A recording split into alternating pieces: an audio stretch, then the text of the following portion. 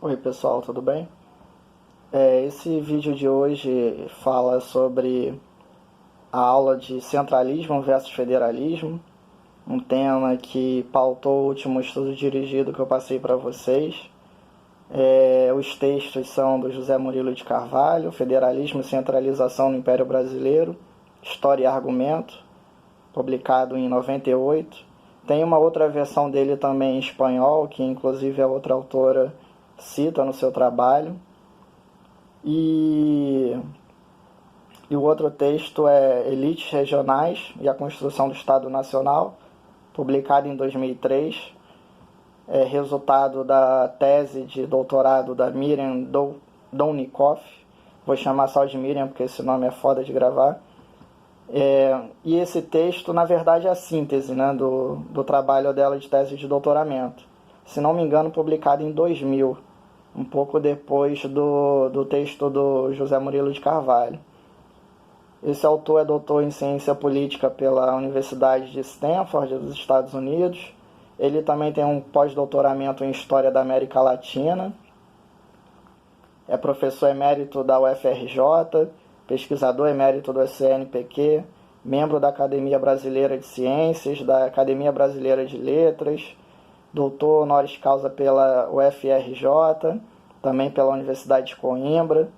É um autor muito conhecido na historiografia brasileira, principalmente no que tange ao período imperial, à Primeira República, a discussão sobre elites políticas, sobre federalismo, a discussão sobre cidadania. Tem um livro dele muito citado também, chamado Cidadania ao Longo Caminho, no qual ele discute o percurso da cidadania no Brasil, desde o período colonial até os dias de hoje.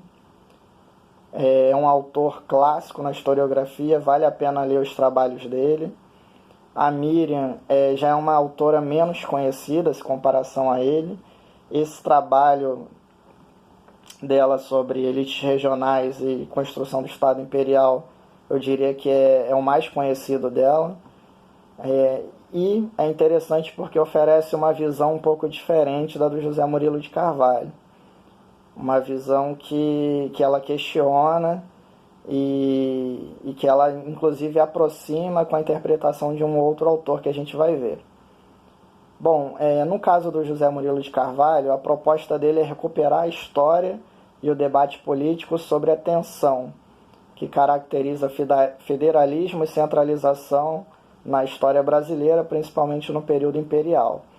Ele faz uma regressão à história colonial para discutir esse tema, justamente para mostrar essa tradição localista que existia no período imperial, apesar da tentativa do Estado português manter a sua colônia o mais fiscalizada e administrada possível, né, de maneira centralizada.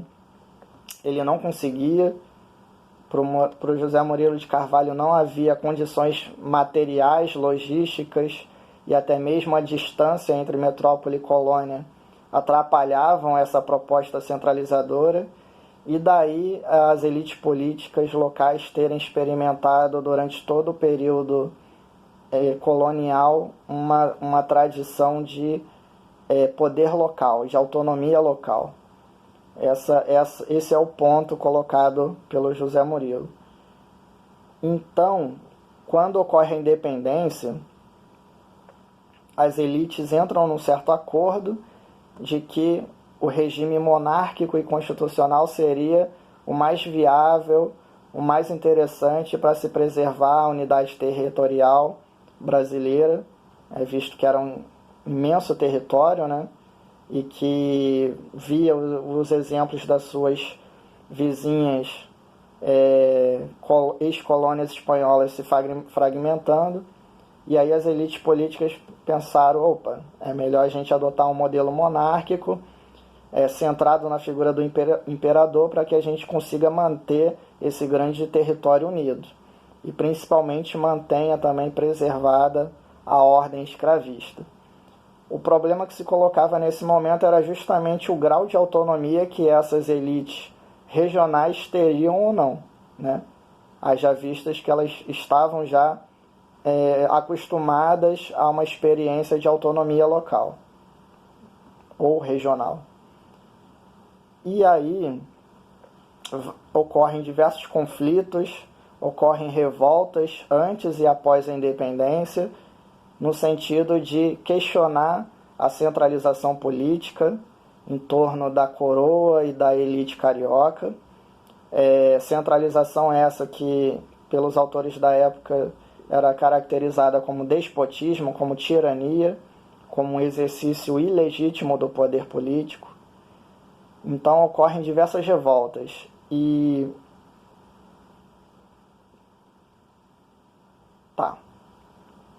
aí o José Murilo de Carvalho diz o seguinte: a tese dele é que não houve um federalismo autêntico. Essa é a expressão que ele usa. Dado que, apesar dessas demandas descentralizadoras, de conferência de maior autonomia local e regional, o que prevaleceu de fato foi um projeto político centralizador. Essa é a tese do José Murilo.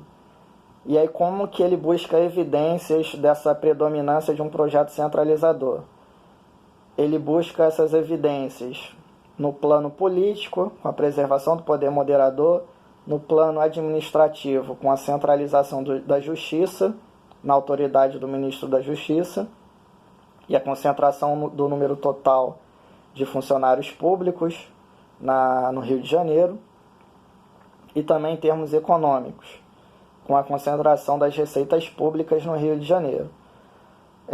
Tudo isso seria um conjunto de evidências que permitiria dizer com certa segurança que não houve federalismo autêntico no Brasil, mas sim a predominância de um projeto político e de um arranjo institucional mais centralizador. Mas me parece, na análise desse autor, que ele parte de uma concepção um tanto idealista também do que seria o federalismo. E aí ele analisa, inclusive, autores da tradição federalista norte-americana, que pautava a concepção de federalismo aqui defendida no Brasil. Ele se baseia nesses autores e na experiência americana para dizer o seguinte: no Brasil, os chefes locais não estavam preocupados com o exercício da liberdade. Eles estavam preocupados com o arbítrio, com o exercício privilegiado do poder. Eles não estavam preocupados em promover uma participação política ampla a nível local, tal como ocorria nos Estados Unidos. Aqui a ideia era mais que os chefes locais conseguissem garantir os seus privilégios e garantir o seu domínio sobre a população mais pobre, plebeia, participando assim do governo central, usando o aparelho do Estado Nacional para reforçar o domínio exercido localmente. Então aí não haveria uma experiência federalista, mas sim centralizante. A visão da Miriam é bem diferente. Ela, ao contrário do José Murilo de Carvalho, ela defende que houve sim uma experiência federalista, que ela chama de pacto federalista, na medida em que as elites regionais, ao invés de se submeterem a esse projeto centralizador, proposto pela elite política do Rio de Janeiro, que gravitava em torno da coroa, elas, na verdade, conseguiram manter certas prerrogativas das províncias, acomodando as suas demandas e os seus interesses ao Estado Nacional. Então, a tese da autora é o seguinte: as demandas regionais não foram subjugadas pela ação da elite do Rio de Janeiro, antes foram acomodadas ao arranjo nacional constituído ali ao longo da primeira metade do século XIX. E mesmo após, segundo a Miriam, mesmo após as reformas conservadoras da década de 40, ainda assim essas elites regionais conseguiram preservar uma série de prerrogativas que garantiam a autonomia provincial. Na página 444, ela pontua justamente essas evidências de que as elites regionais conseguiram preservar sua autonomia em face do impulso centralizador da elite carioca. Nas palavras da Miriam, as assembleias provinciais continuaram desfrutando da mesma autonomia tributária, com o direito de criar impostos e de decidir o destino das rendas arrecadadas, continuavam ainda a ser responsáveis pelo controle das câmaras municipais, continuavam também encarregadas das obras públicas, da instrução e das divisões civil, judiciária e eclesiástica da respectiva província, continuavam a gozar do direito de desapropriação imobiliária por utilidade municipal ou provincial, além de regular a administração dos bens provinciais, continuavam a manter a prerrogativa de criar uma força policial própria, continuavam a legislar sobre os empregos provinciais e municipais. A maior parte das atribuições das assembleias provinciais, portanto, era mantida tal qual prescrita pelo ato adicional de 1834. Então, o que ela argumenta é indo na contramão do que diz o José Murilo de Carvalho e também do que diz o Ilmar Matos, um autor que a gente estudou na terceira aula, naquele texto em espanhol, né, que deu uma certa dor de cabeça.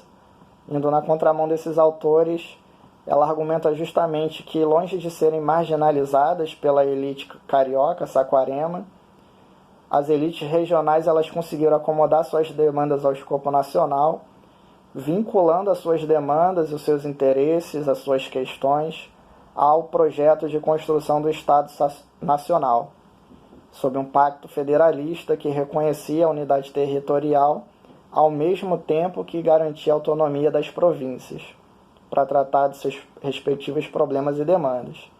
O que também não significa dizer que os municípios, que eram unidades administrativas menores do que as províncias, estavam em posição também de gozar de autonomia.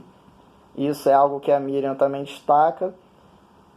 A autonomia era a nível provincial ou regional. Por exemplo, São Paulo, Espírito Santo, Bahia. Não havia autonomia a nível municipal. Isso também é importante frisar. Então, o debate entre esses dois autores, ele gira sobretudo em torno do papel que as elites políticas brasileiras desempenharam no processo de construção do Estado Nacional e no maior ou menor grau de autonomia que essas elites exerceram ao longo desse período. Essa é a questão que eu coloquei no estudo dirigido, que eu queria que vocês pensassem um pouco.